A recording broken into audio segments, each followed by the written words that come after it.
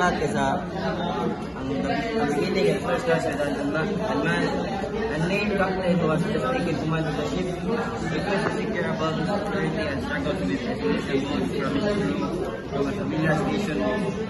He finds himself in the middle of the story. There's the main conflict. The captain discovers Legat, a fugitive who was the first on other ship. Legat reveals that he killed the man and escaped. The captain hides him on board ship. Despite the risk, the two men form a bond, and the captain sees Legat as his secret sharer and darker version of himself. This ends the story. The story ends in the captain taking a dangerous risk by steering his ship close to land to help Legat escape. After successfully him gateway, the captain feels that his internal struggles have been resolved. So most like that's the story. Sunod. Character. The characters are the captain and Legat. So the captain is a young and experienced leader who goes with his new role and his own self-love. His empathy for Legat, from another ship who was killed, the crew member challenges his adherence to strict authority. The captain's internal struggle is marked by his desire to prove himself and his moral integrity. Si Legat, on another hand, symbolize a complex blend of freedom and guilt as a runaway seeking refuge. He represents a challenge of conventional justice and authority. His presence forces the captain to confront his own values and ethical boundaries. The bond between them reveals deep themes of identity, duty, and moral complexity, with the captain ultimately choosing to aid Legat in defiance of traditional expectations. Sunod, isa.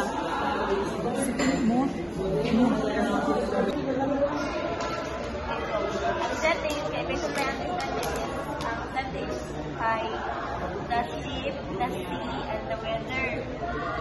So, the ship ay ang setting niya kay the sailing ship commanded by the protagonist, which is the young captain and experienced captain. Yang pa man siya, ipakansyahan about the ship. The ship is described as a night in closed space, creating a sense of intimacy and isolation. The impact here is the confinement makes the ship critical space where a personal and moral conflicts are heightened.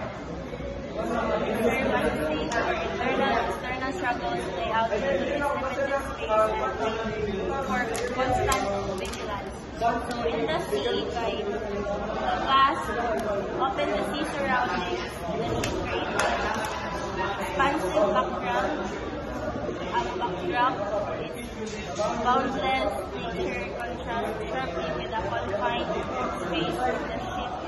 So the impact is the sea presents freedom and the unknown.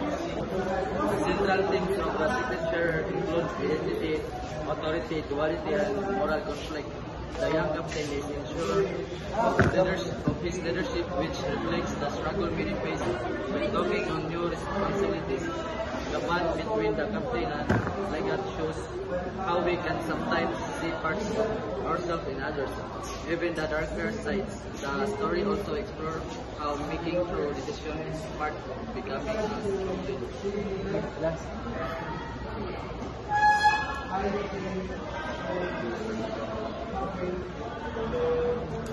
Captain was the second command of a ship in a boat sa iyang the struggle with self-doubt and lack of connection with his crew member. He encounters a mysterious man named Legat, swimming near the thick of the net.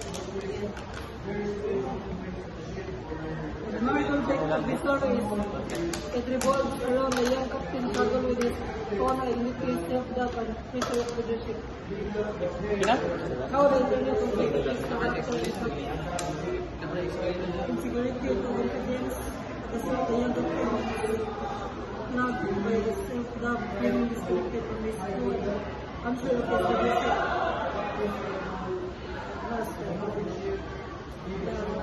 internal conflict is